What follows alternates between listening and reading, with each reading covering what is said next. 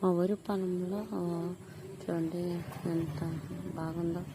ఎలుకలు కుట్టేసేయండి చూడండి. వాటికి ఎలుకలు పిలిస్తే రాలేదండి. ముందు పెట్టాం చూడండి, ఇట్లా చనిపోయావు. అట్లాగా 12, 13 చనిపోయాయండి. అన్నీ లేవండి చనిపోయినాయి చూడండి.